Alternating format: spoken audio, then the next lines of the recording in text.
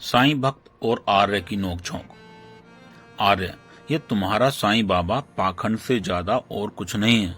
साईं भक्त, आप गलत कहते हो। साईं बाबा भगवान के अवतार हैं, स्वयं शिव के अवतार हैं। विष्णु, ब्रह्मा, विष्णु, महेश तीनों साक्षात साईं के रूप हैं। आर्य, किसी ग्रंथ में यह अवतार वाली बात सिद्ध कर सकते हो? साईं बाबा एक मुस्लिम फकीर थे। यह बात तो साईं सच्चरित में सिद्ध हो चुकी है। उन्होंने अपने मुंह से कहा है कि वह एक यवनवंशी यानी मुस्लिम परिवार में पैदा हुआ हूं और वो नमाज भी पढ़ते थे। साईं भक्त, साईं चालीसा में अवतार हैं, ये कहा गया है। आर्य, साईं चालीसा में किसने लिखा है? साईं भक्त, साईं के एक भक्त ने। आर्य, स्वयं साईं ने तो नहीं लिखा। तुम लोग साईं की बात मानोगे या भक्त की? साईं भक्त, लेकिन साईं के चमत्कारों को देखकर तो सारी दुनिया उनके सामने झुकती है। आर्य, ऐसे जादू भरे चमत्कार तो हमारी गली में तमाशा दिखाने वाले कलाकार भी दिखाते हैं, तो क्या उन्हें भी ईश्वर कहेंगे?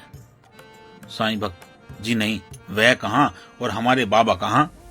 आर्य, देखिए श्रीमान जी, जब सन 1950 के आसपास राम जन्मभूमि विवाद इलाहाबाद उच्च न्यायालय में दायर किया गया, तब तत्कालीन कांग्रेस सरकार ने हिंदू मुस्लिम सौहार्द के लिए यह साईं बाबा का जिन्न बोतल से निकाला, क्योंकि उन्हें डर था कि देश में अराजकता फैल सकती है और हमारी सरकार पर संकट आ सकता है।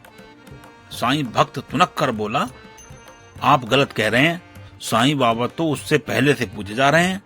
आर्य, श्रीमान जी ध्यान से सुनिए, आर्य समाज नामक संस्था के पाखंड खंडन से आज तक कोई नहीं बच पाया है, किंतु आर्य समाज के साहित्य में भी 1950 से पहले कहीं किसी साईं बाबा का नाम नहीं आता है। इससे पता चलता है कि 1950 से पहले आम जनमानस में साईं बाबा नाम की कोई चर्चा नहीं थी। साईं भक्त, साहित्य में नाम नहीं आता तो क्या साईं बाबा नहीं थे? आर्य, ऐसा मैंने नहीं कहा।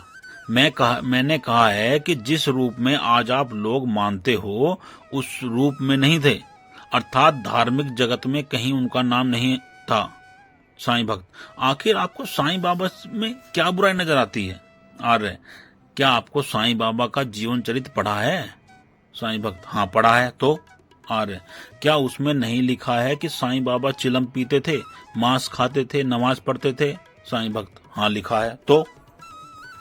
आर्य, जिन देवताओं के साथ अपने साईं बाबा को बिठा रखा है, उन देवताओं में कौन सा देवता चिलम पीता था और कौन सा नमाज पढ़ता था और कौन सा मांस खाता था? आप लोग साईं के साथ ईश्वर के मुख्य नाम ओम को लगाते हो, मर्यादा पुरुषोत्तम राम के नाम जोड़ते हो। क्या राम और साईं एक जैसे हो सकते हैं? साईं भक्त, तो साईं के साथ राम का नाम जोड़ने में क्या बुराई है? आर्य, क्या आपके नाम के साथ मोहम्मद शब्द जोड़ा जा सकता है या बाद में अहमद लगाया जा सकता है? साईं भक्त, जी नहीं, बिल्कुल नहीं। आर्य, इसी प्रकार किसी मुस्लिम फकीर के साथ राम का नाम जोड़ना गलत है ना? साईं भक्त, भाई साहब आपकी बात सही है, लेकिन चलिए आप ही बताइए कि क्या साईं बाबा भगवान नहीं है? आर्य, भगवान? भगवान जैसे लक्षण खुद साईं की पुस्तक में लिखे हैं, ऐसे लक्षण वाला तो मनुष्य भी नहीं कहलाता है और आप उसे भगवान कहते हैं। भगवान तो निराकार है, साईं तो साकार है। भगवान तो दयालु है, साईं तो जीव के स्वाद के लिए मांस खाता है। भगवान तो अजन्मा है, साईं ने तो जन्म लिया है। भगवान तो अमर है, साईं तो मर गया। और हाँ, सबसे बड़ी बात तो आप सभी साईं भक्त आज तक समझे ही नहीं। आर्य, क्या आप लोग नमाज पढ़ते हैं? साईं भक्त, भाई साहब ये आप क्या कह रहे हैं, हम लोग नमाज क्यों पढ़ेंगे? आर्य, क्योंकि आपका साईं बाबा तो नमाज पढ़ता था और किसी भी गुरु के चेले उसके ही मत या संप्रदाय के माने जाते हैं। इसी नियम से आप सभी साईं भक्तों को भी नमाज पढ़नी चाहिए।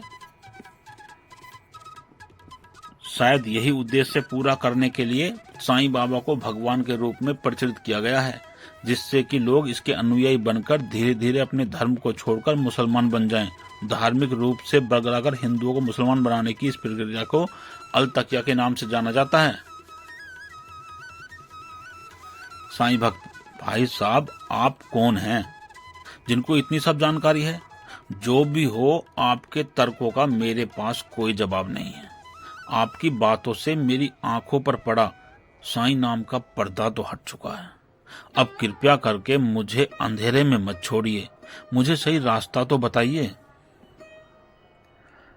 मेरे भाई, मैं ऋषि दयानंद का एक छोटा सा सिपाही हूँ, जिसने गुरु की आज्ञा को शिरोधार्य करते हुए समाज से पाखंड को उखाड़ने का संकल्प लिया है।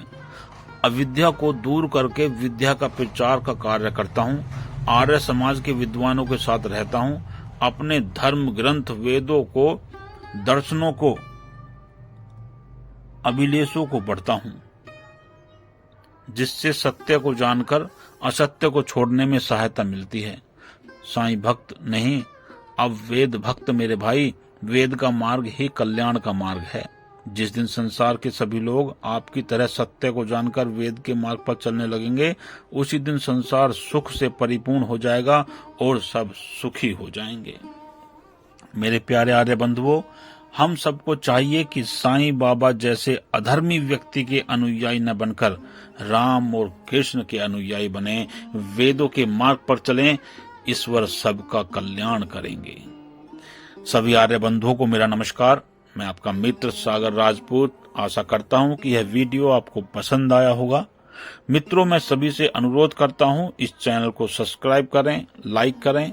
आपका एक सब्सक्राइब और एक लाइक मुझे ऐसी ही वीडियो बनाने पर विवश कर देता है। आप सभी का बहुत बहुत धन्यवाद। आपके ध्यानपूर्वक यह वीडियो सुना, धन्यवाद। और एक बार फिर से बहुत बहुत नमस्कार।